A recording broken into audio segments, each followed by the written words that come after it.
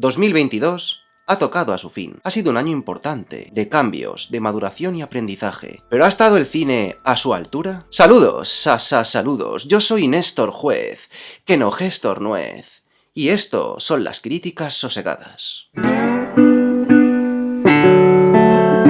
Hola, muchaches.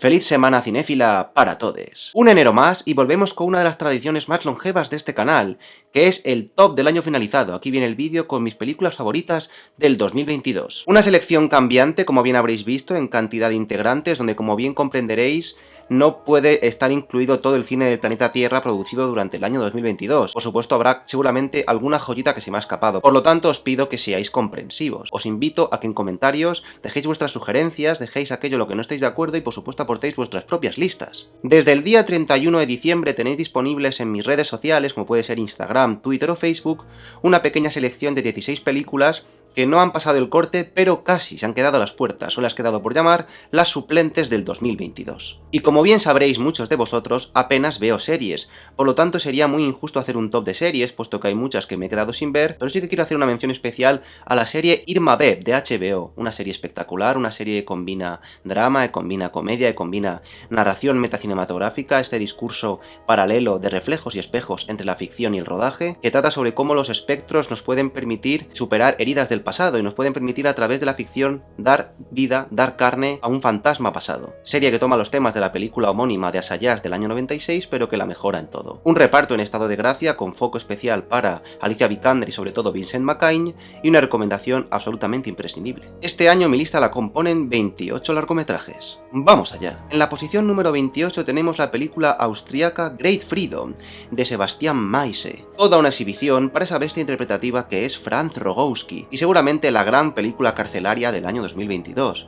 Una película realmente emotiva y ambiciosa en su narrativa que nos permite conocer a un personaje durante varias décadas y acompañarle en su calvario vital durante un espacio de diferentes momentos históricos. Es otra de esas películas sobre la imposibilidad de amar y sobre la represión de los homosexuales que nos permite de alguna manera empatizar de pleno con las relaciones amorosas de un personaje en un contexto verdaderamente conflictivo para ello, porque son relaciones verdaderamente obstaculizadas. En el puesto número 27 tenemos la película francesa de época Las ilusiones perdidas de Xavier Giannoli, una película que vendría a ser una especie de Scorsese a la francesa, de ascenso al cielo y caída a los infiernos de un personaje con un reparto coral muy atinado y por supuesto con un espectacular sentido del ritmo y la narración. Una película muy contemporánea, pese a estar situada en el contexto del siglo XIX, puedes trasladar este discurso de la literatura al cine o a otros contextos industriales de nuestro momento presente, maneja la cámara con mucha elegancia, tiene todo un despliegue técnico de recreación de época bastante encomiable, recoge a la perfección el recorrido vital de un Benjamin Boissin que personalmente me parece la versión joven de Christoph Waltz, el parecido físico es alucinante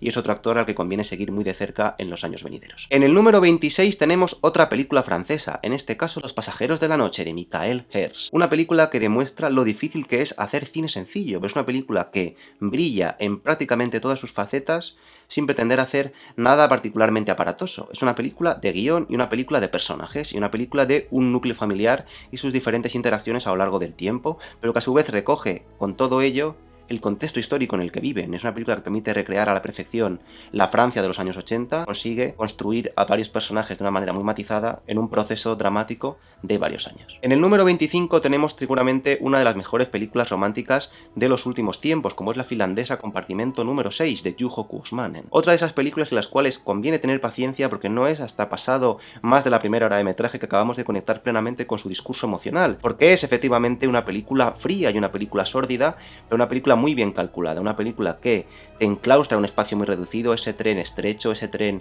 incómodo, ese tren cutre y sórdido, con unos personajes fríos y unos personajes ariscos que no pueden acabar evitando cogerse afecto entre ellos. Todo resuena real, todo resuena creíble, son personajes humanos, son personajes empáticos y es una película que no glamuriza las relaciones humanas. Dos personajes llenos de luces y sombras que puntualmente acaban encontrando cómo se entienden entre ellos y pueden acompañarse y hacerse compañía en esta aventura absurda y solitaria que les ha tocado vivir vivir de una manera quizás indeseada. En el puesto número 24 tenemos una de las películas españolas más logradas de esta temporada y toda una sorpresa para un servidor, que se trata de la película Pacifiction de Albert Serra. Es una de esas películas de no pasar nada, una de esas películas mortecinas, una película tenue, pero una película que pretende recrear ambientes y transmitir atmósferas, y en eso es excelente. Es una película que acaba atrapándote por completo en un juego sensorial de puesta en escena muy logrado, una película de una gran fotografía, de un gran diseño sonoro, de una excelente música, una película que juega muy bien con los claroscuros, que juega muy bien con la noche, que juega muy bien con esta decadencia decrépita, una película que encuentra cierta estética poderosa en la decrepitud, y tras una primera hora verdaderamente frustrante, en un visionado que, como digo, no da descanso y no pone ninguna facilidad, la última media hora es pura catarsis, una pura catarsis plástica. Es un viaje en pos de una recompensa, y personalmente creo que esa recompensa llega. Maneja muy bien el misterio, es una película llena de un aura de suspense, pese a que, como digo, en todo momento está encorsetada. Sí, es cierto, muchos no os atreveréis a acercaros a ella, pero no puedo más que recomendarla. En el puesto número 23 tenemos la película El acontecimiento de Audrey Diwan, una película que adapta el libro homónimo de Annie Ernaux, publicado hará 40 años, y es un ejemplo claro de cómo el sufrimiento en ocasiones es la vía necesaria. Creo que hay cosas que es necesario visualizar. Una protagonista que es otro absoluto acierto de casting, tiene una fuerza en su fisonomía, en su mirada realmente excelente, y yo creo que la puesta en escena es muy pertinente y muy calculada y muy cuidada. Atrapada en un formato cuadrado, en 4/3, en planos muy cerrados, acompañamos en todo momento al personaje, que te transmite el día a día de este personaje. Es una película de experiencia agobiante e intensa, pero creo que para nada gratuita ni innecesaria. Creo que consigue transmitir por completo este drama femenino que todavía sigue vigente hoy en día, y por lo tanto no puedo más que estar de acuerdo con la estrategia escogida. Creo que es la más adecuada para ese mensaje y por lo tanto recomiendo que la veáis y que deis vuestra opinión. En el número 22 tenemos quizás una de las películas más histriónicas y dementes de todo el listado, que es la película Un polvo desafortunado o porno loco, del muy interesante director rumano Radu Jude. Sí, una película hasta cierto punto experimental que combina en su discurso códigos del documental, códigos del collage, códigos de la ficción, con 3 partes diferenciadas, pero con una lucidez realmente envidiable y con un espíritu crítico como pocas otras obras satíricas logran conseguir. Una película que te atraviesa por diferentes reflexiones sociales, diferentes reflexiones políticas, reflexiones sobre la cancelación en internet, reflexiones sobre el comportamiento de las masas humanas frente a una persona individual que ha hecho un acto reprobable, el puritanismo hipócrita respecto a la censura de índole sexual. Refleja perfectamente la jaula de grillos en la que se ha convertido nuestro presente, y que es otro ejemplo más de cómo Radu Jude es un director interesantísimo que se reinventa constantemente en cada película y que hace discursos políticos en los que reflexiona de una manera muy crítica sobre la Rumanía del presente y la Rumanía de los últimos años, a través siempre de nuevas propuestas y de nuevos horizontes. Por lo tanto, película que está en Filmin, no dejéis de verla. Considero que tanto el 2022 como el 2021 han sido años pobres en lo que a animación se refiere, pero siempre hay excepciones, y aquí en la posición número 21 tenemos la única película animada de mi listado, que es la película Belle, de Mamoru Hosoda. Una película que combina por un lado una nueva reinterpretación o versión de La Bella y la Bestia con una crítica muy lúcida sobre el comportamiento anónimo en internet, sobre la capacidad de escudarse tras un avatar, sobre el comportamiento de las masas desde el anonimato, cómo nos comportamos dentro de las redes en contraste a cómo nos comportamos fuera de ella. Una estética aplastante, una película con una banda sonora realmente poderosa, una banda sonora llena de elementos pop, elementos marciales, una película con un desgarrador drama romántico en su núcleo, que encuentra soluciones muy potentes para sus momentos más catárticos de conflicto dramático. Funciona perfectamente como entretenimiento también incluso para jóvenes o para niños, pero que encierra una lucidez discursiva sobre cómo las personas tenemos ciertas dificultades y la angustia adolescente, en contraste a cómo podemos dar rienda suelta a nuestra auténtica esencia en otros contextos y cómo dialogan esos dos mundos,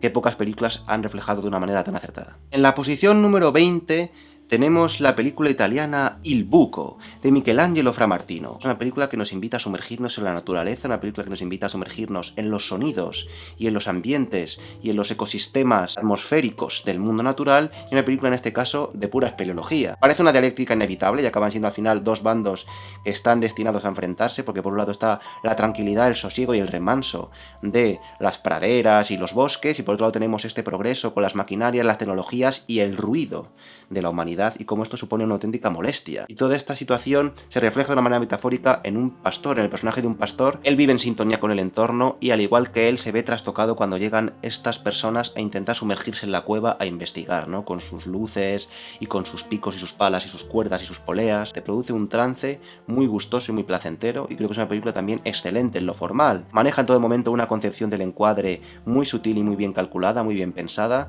continuamente moviéndose entre planos generales. Los planos duran varios segundos para que respire completamente la atmósfera y las nubes. Si todos tenemos la paz de espíritu adecuada y la paciencia de intentar ver más allá los pequeños tejemanejes y los detalles que se esconden en el tejido de la realidad, capturados a través de la cámara de una manera hasta cierto punto mágica, creo que es inevitable no conectar de pleno y sentirse deleitado con esta película. En el número 19 tenemos El regreso de todo un maestro. Hablamos de Crímenes del futuro de David Cronenberg. Efectivamente, las temáticas están ahí, la nueva carne, la experimentación con los órganos, la transformación de nuestro cuerpo, pero de un modo distinto, porque es una película extremadamente depurada, una película minimalista y una película crepuscular, testamentaria, una película apagada, una película sombría, una película decrépita hasta cierto punto. Va de unos personajes y sus diferentes dilemas filosóficos, sus dilemas intelectuales, sus dilemas comerciales, sus dilemas artísticos. Se construye de cero un mundo nuevo con sus propias reglas, una estética, digamos, de edificios de principios del siglo XX, en un mundo a la vez futurista y vaciado, donde no hay música y no hay ruido. Todo este resurgir y toda esta ebullición de ideas se encuentra dentro del cuerpo. Hay un auténtico entusiasmo y una ambición por transformar a la humanidad para siempre, yendo al interior de nosotros mismos. Una película de mucha verborrea, además de verborrea críptica, una película de verborrea que nunca es clara, que nunca es lo que parece, pero extremadamente estimulante. Es una película que te bombardea con ideas, que te bombardea con un auténtico nivel y un calado intelectual realmente envidiable, muy difícil de encontrar en el cine contemporáneo. Y aquellos que hemos visto una y otra vez a Cronenberg, nos sorprende cómo todavía con sus 70 años puede seguir sorprendiéndose a sí mismo y ampliando horizontes, sigue manteniendo una frescura y una personalidad irrepetibles. En el puesto número 18 tenemos sin ninguna duda una de las películas más incomprendidas de este año. Hablamos de la película Fuego, avec amour et acharnement, de Claire Denis. Es un melodrama sexual, un melodrama tórrido, un triángulo amoroso lleno de suspense y lleno de una toxicidad y de una atmósfera malsana envidiable, y un ejercicio de interpretación excelente por parte de Juliette Binoche, que sobre todo brilla por ese trabajo excelente con el primer plano. Es una película minimalista, una película de desgarro, una película de pasión, de celos, de resentimiento, una película en la cual la cámara siempre hace cosas con mucho criterio, escoge siempre el tamaño de plano adecuado, la distancia adecuada con los personajes, una película sin ninguna duda manierista y por tanto artificiosa, pero que considero que es todo un ejercicio de maestría tras la cámara. Claire Denis es una gran directora, esta película lo demuestra, es una película con un tratamiento de los cuerpos y de cómo filmar los cuerpos realmente envidiable, como pocos directores sabrían hacer hoy en día. Creo que por ello bien merece la pena que la veáis, porque es una película que efectivamente pasó por cines sin pena ni gloria. En el puesto número 17 encontramos otro documental, en este caso la película Bienvenidos a Chechenia, de David Franz. Una película que sobre todo brilla por sus efectos visuales. Es de las pocas ocasiones en las cuales hemos podido ver en cine un deepfake convincente, para proteger a un par de personajes, digamos que tienen en todo momento caras virtuales, y la integración de estas caras virtuales es asombrosa. Es una película que por otra parte te enfurece, te implica, una película que es realmente necesaria por lo importante de su discurso, poner el foco en auténticas desgracias y tragedias de nuestro día a día que en ocasiones se dejan de lado. Es un documental muy intenso, muy extenso, como ejercicio periodístico, ejercicio de investigación, es difícil encontrar exponentes más lúcidos que este. Continuamos con el vídeo y en la posición número 16 encontramos la mejor película latinoamericana del año 2022. En este caso me estoy refiriendo a la película 1976, la ópera prima chilena dirigida por Manuela Martelli. Un ejercicio de suspense, un ejercicio clásico que nos remite en ocasiones a Hitchcock y una película realmente embriagadora en sus estéticas, con una gran interpretación central en su núcleo, una película muy manierista también que maneja la cámara con mucho acierto. La amenaza nunca toma carne, pero que se siente tangible porque es una persona que vive rodeada de hipócritas, es una persona que vive en un contexto en el que tiene que mentir. En ciertos contextos sociales de alta clase, porque en este caso estamos hablando de clases burguesas muy altas, ciertos personajes tienen que aparentar y tener comportamientos hipócritas y por supuesto afines al régimen. Es una película que nos mete de lleno en el conflicto, en la batalla, pese a que esta solamente se encuentra siempre en fuera de campo. En el puesto número 15 tenemos sin ninguna duda una de las películas más enigmáticas, más misteriosas y de estructura narrativa más sorprendente de todo el año. Hablamos de la película Abrázame fuerte, de Matías Malric, y una película que vuelve a demostrar cómo Matías Malric es un gran actor, pero seguramente sea mejor director que actor. Ya dirigió hace unos años La excelente Bárbara y aquí vuelve a superarse, con un ejercicio de memoria, un ejercicio de recreación de la memoria y una de esas propuestas que pretende recrear cómo funciona la psique humana a través de las imágenes. imágenes. Es una película que combina de una manera confusa pero a la vez muy sugerente la imaginación, lo recordado y el momento presente. A través de la música saltamos del pasado al presente o tal vez a lo que nunca ocurrió, pero es una película que combina continuamente con las vidas posibles, con un ejercicio continuamente lleno de incógnitas, lleno de preguntas que nunca resuelve, en la que acompañamos continuamente a una Vicky Krieps efervescente, una Vicky Krieps que es toda expresividad facial, expresividad corporal. Conforme vamos avanzando vamos intuyendo las posibles respuestas y las posibles fugas y derivas que nos ha ido abriendo, crea un puzzle realmente interesante para perderse en él, que jamás pretende darte las respuestas y quizás sea esta una de sus mayores intereses, pues el cine no solamente debe despejar dudas, el cine también debe invitarnos a perdernos en él, y por todo ello no puedo más que recomendaros la película. En el puesto número 14 tenemos la película estadounidense Pig, de Michael Sarnowski, que quizás en puesta en escena sea sin ninguna duda la más pobre de todo el listado, pero creo que es una de las películas con un mejor guión y una de las películas más emotivas y también más sorprendentes, porque es una película que nunca sabes por dónde va a ir, pero conforme va optando por nuevos caminos, todos ellos tienen mucho sentido. Es una película que juega al despiste permanente. A través del título y a través de la sinopsis y a través del tráiler parece que va a ser una cosa y no, es otra. Es una película que combina siempre el despiste genérico, crea un discurso metafórico muy interesante entre la comida y las clases sociales. Una película que habla sobre la pérdida y sobre el duelo tras la ausencia de una manera muy evocadora y muy emotiva. Una película sencilla que habla de una manera muy singular sobre la ausencia femenina y sobre cómo los hombres llevan esta falta de esa presencia femenina. Es una experiencia de narración muy fina y desde luego una de las películas que más me sorprendió como espectador porque en ningún momento la vi venir. En el puesto número 13 tenemos la que seguramente sea la mejor película de su director y a su vez la obra más desgarradora de este año. Hablamos de la película Vortex de Gaspar Noé, sobre el aislamiento de dos enamorados, una película sobre la vejez, una película sobre lo duro que es la vejez, una película sobre la decrepitud, una película sobre la demencia. Dos personajes acaban encerrados en sí mismos, se ven obligados a convivir en una casa pequeña que al final es una cárcel y todo esto se transmite a través de una decisión formal efectivamente muy efectista, muy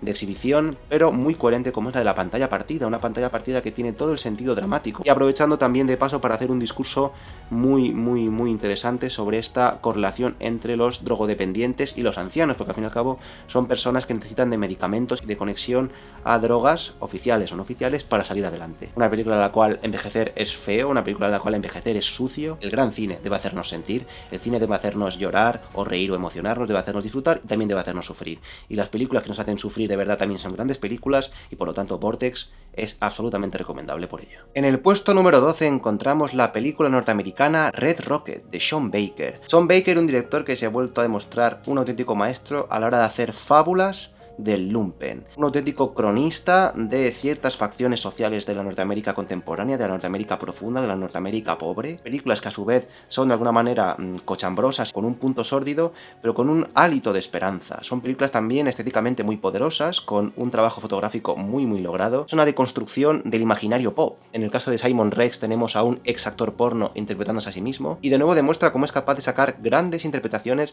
de caras desconocidas. Es una película que también se marca por sus estéticas, pero sus estéticas nunca son cosméticas ni arbitrarias, sino que están al servicio de una historia, con un gran Simon Rex en su núcleo, pero que cierra con una media hora muy contundente y un plano final antológico. En el puesto número 11 encontramos el último documental del listado. Hablamos en este caso de la película Canto Cósmico, El Niño de Elche, de Leire Apellaniz y Marc Sempere Moya. Una película absolutamente ignorada por todo el mundo porque han pensado que simplemente era un documental musical del Niño de Elche, y efectivamente es eso, pero siendo eso, es mucho más que eso. Una figura inclasificable, una figura muy extraña, muy anómala, y como tal el documental se empapa de su personalidad. Es una película que realmente no es ir sobre el Niño de Elche, sino que es el Niño de Elche hecho imágenes. Es enigmática, es crispada y muy emotiva a su vez. Es una película que recurre a derivas experimentales sin una narrativa clara, como por ejemplo un personaje jugando con sonidos o jugando con imágenes, pero con toda una coherencia a nivel de emoción. Al final acabamos conociendo al personaje central, si bien no se habla de él. Es una película sobre el Niño de Elche, pero en la cual el Niño de Elche realmente está y no está. Tenemos también entrevistas, pero tampoco es un documental de entrevistas. Es una película que divaga y que se deja ir, pero sin ser por ello irritante ni confusa. Considero que aquellos que estén interesados en la escena cultural española contemporánea y en cierto tipo de músicas, creo que es una puerta de apertura excelente y un documental que muestra cómo el ejercicio del biopic todavía tiene mucho que ofrecer y el ejercicio del documental musical puede tener formas muy dispares, y por lo tanto pocas películas más metamórficas encontraréis que Canto Cósmico. Llegamos por fin a los 10 primeros puestos, y en el número 10 tenemos la película georgiana Que vemos cuando miramos al cielo, de Alexandre Koberidze. Un auténtico descubrimiento, punto, uno de esos satélites, una verdadera anomalía. Es espectacular en cuanto a su extrema originalidad y su capacidad de nuevo descubrirnos que en el cine no está todo inventado. Es una película que en historia no tiene gran cosa, pero es un romance, es una película romántica, pero lo que hace la película especial y única no es su relato, sino sus formas. Es una película extremadamente creativa, una película que continuamente está proponiendo soluciones visuales diferentes, inesperadas, extraños encuadres, extraños movimientos. Es una película en la cual los pequeños detalles son tan importantes como los centrales. El paisaje es un elemento más, los perros del lugar, el río, se recrea en la vida siendo al mismo tiempo un ejercicio de ficción pura, tranquila, serena, pausada, que sabe la importancia de sentarse, sabe la importancia de tomar un helado, sabe la importancia del verano, sabe la importancia del juego de la pelota, la manera de combinar distancias, posicionamientos, transfoques, desplazamientos de cámara y cómo juega con la narración de la voz en off y lo que decide decir la voz en off y cómo todo personaje juega un rol inesperado, hace de esta película auténticamente enigmática y hasta cierto punto incomprensible una verdadera joya. En el puesto número 9 tenemos la que es para mí la mejor película española del año 2022. Hablamos de Un año, una noche, de Isaac y la Cuesta. Una película que va sobre la tragedia y que va sobre el dolor y que va sobre el trauma, pero no a través de las imágenes del trauma, sino a través del pre y del post. Una película sobre la experiencia sensorial e íntima de cada uno, a través de la desubicación y a través de la frustración y a través de la duda y a través del no saber bien cómo dar salida a una situación conflictiva. Una película sobre una relación romántica, una película con unos excelentes Nahuel Pérez Vizcayart y Noemí Merlant, que va poco a poco desentrañando cómo cada uno de ellos ha experimentado el trauma, cómo cada uno de ellos recuerda el trauma, una película excelente integrando el flashback, una película también ejemplar a la hora de enunciar los cuerpos de manera fílmica, a través del plano detalle, a través del plano de espaldas, cómo filma el contacto físico entre ellos y sus discusiones, es verdaderamente brillante y es muy fácil que quede impregnada en nuestra memoria. En la posición número 8 tenemos la película noruega La peor persona del mundo, de Joachim Trier. Combina diferentes capítulos, que combina saltos, que combina derivas, que combina perspectivas, que sobre todo funciona también con sus juegos de experimentación con el lenguaje. También tenemos momentos de congelación, tenemos momentos de abstracción lisérgica, una película también estilizada y otra película también con un estupendo ejercicio interpretativo de Renate Reinsve y de Anders Danielsen, ¿no? Que se permite desbordarse, una película que tiene mucha energía vital y que captura esta energía vital de manera muy elegante también. Habla sobre las posibilidades de redención, de superación y de cómo las relaciones amorosas atraviesan diferentes estadios, pero en última instancia siempre las dos personas pueden llegar a entenderse pese a sus diferencias a través del paso del tiempo. En el número 7 tenemos una propuesta verdaderamente emotiva como es la polaca EO de Jerzy Skolimowski. Sorprendente su puesta en escena, es una película muy creativa a nivel visual, que juega con drones, que juega con perspectivas aberradas y lo hace para producirnos la experiencia sensorial de su protagonista.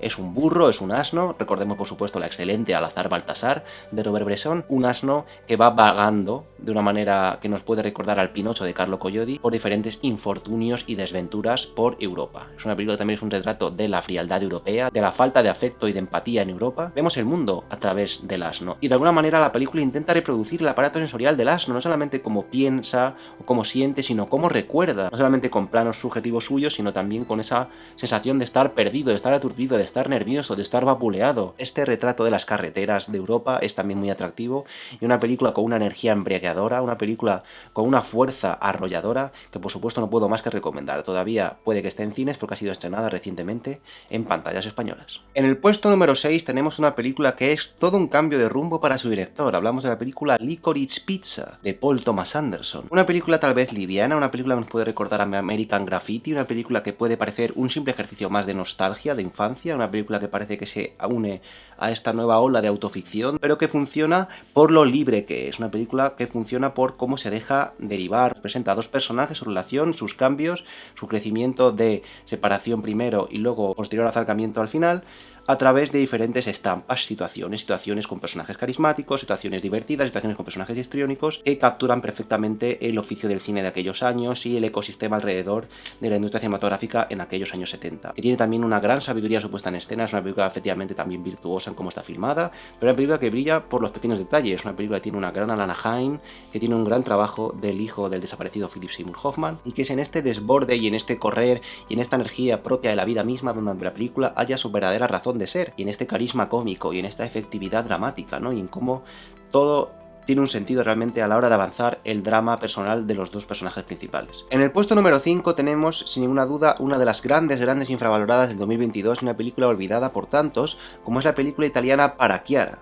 de Jonas Carpignano, mana del neorrealismo, para crear en este caso una película que es puro relato de iniciación y puro relato mafioso con unos mimbres novedosos. Una película con una actriz en su núcleo verdaderamente embriagadora, con un personaje lleno de magnetismo y carisma, que se interpreta a sí misma, porque no estamos hablando de una familia, la familia Rótolo, que se interpretan a ellos mismos. Una película realista, una película trepidante, una película también con un espectacular sentido del tempo, que al mismo tiempo tiene derivas más sensoriales y apuntes más introspectivos. Estamos hablando de Calabria, estamos hablando de las mafias calabresas, estamos hablando de ciertos ambientes étnicamente mezclados, un gran ejemplo de costumbrismo bien entendido, de drama social que no carga nada las aras en el efectismo y que combina suspense y combina tensión con un uso introspectivo de la estética y la plástica y con una interpretación central verdaderamente magnética y memorable. En el puesto número 4 tenemos la última película de un autor irrepetible. Hablamos de Benediction, de Terence Davis. Una película que es un biopic sobre Siegfried Sassoon, que integra la lírica de su poesía, pero al mismo tiempo lo hace a través de un trabajo virtuoso con la cámara y del movimiento de cámara y también del paso del tiempo a través en ocasiones de un mismo plano, hace auténticas virguerías técnicas de planificación visual, una película que funciona al mismo tiempo como película romántica, que habla sobre los diferentes amoríos y desencuentros amorosos del personaje de Sassoon a lo largo de los años, que habla también sobre este conflicto bélico y sobre cómo se tiene que integrar un ciudadano en la guerra, en este caso la Primera Guerra Mundial, y cómo la Primera Guerra Mundial deja marcado a los soldados durante décadas posteriores. Una película que también integra este aspecto cultural de la música, una auténtica demostración de la personalidad de Davis y de cómo sigue en plena forma, y esperemos que todavía nos depare grandes películas como esta en los próximos tiempos. En el puesto 3 tenemos una película tan difícil como fascinante, como es el caso de Memoria, de Apichatpong Weerasethakul. Una película que es muchas cosas al mismo tiempo. Una película que, por un lado, es una reflexión sobre el pasado y una reflexión sobre la herencia, y al mismo tiempo es una película sobre nuestra relación con la naturaleza, que va sobre el sonido y la investigación del sonido, pero cómo a través del sonido podemos conectarnos con el pasado e incluso con el futuro. Una película que de nuevo dialoga sobre este aspecto telúrico, sobre este aspecto mágico y espiritual de la relación con la naturaleza, cómo va enunciando y construyendo espacios a través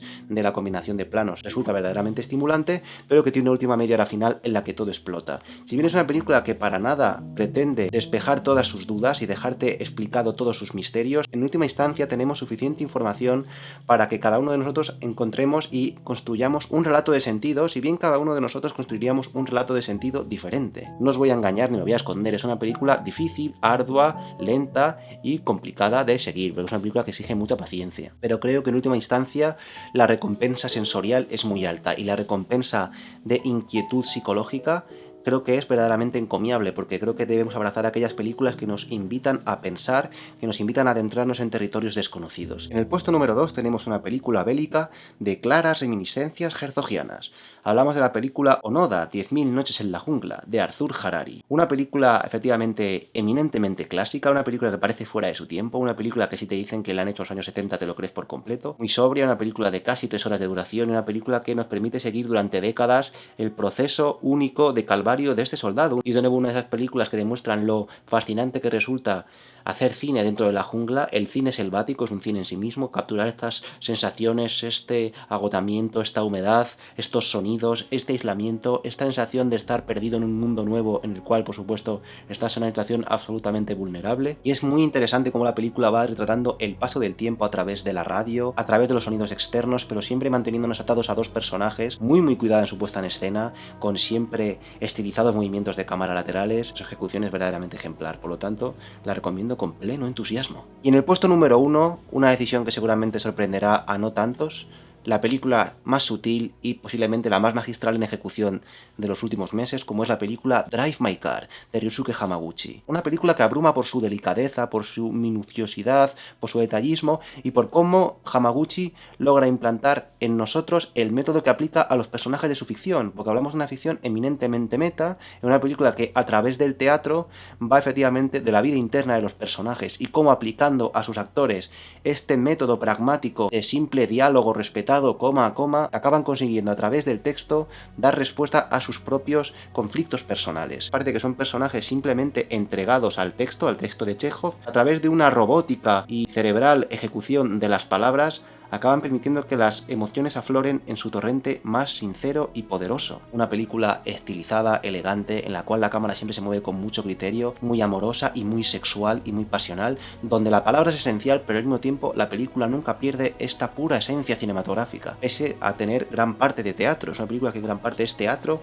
pero además teatro despojado de elementos, porque simplemente es lecturas de textos. Te abruma por su extrema madurez y por su detallismo, con imágenes para el recuerdo como estas dos manos que se encuentran en el tejado, una pureza de sentimientos y de imágenes como se encuentran pocas en el cine contemporáneo, un verdadero peliculón que todos aquellos que no hayáis visto debéis ver ya. Bueno amigos, esto ha sido todo en un 2022 muy heterogéneo, un 2022 muy variado, lleno de obras de madurez de autores consolidados, bien autores muy veteranos o tal vez directores no tan veteranos que a través de estas obras ya se han puesto en el mapa de una manera definitiva y incuestionable. Por lo tanto, no puedo más que desear ver las vuestras, dejadlas en los comentarios. Si te ha gustado este vídeo, no dejéis de darle un like y de recomendarlo a vuestros amigos, y por supuesto, si aún no lo habías hecho, suscríbete al canal y activa la campanita para que te avise de los siguientes vídeos. Si pinchas aquí, podrás suscribirte al canal, y si pinchas aquí, verás otros vídeos que tal vez te interesen. Nos vemos pronto y hasta entonces, como siempre, amad el cine, ved muchos peliculones, sed felices y comed predices.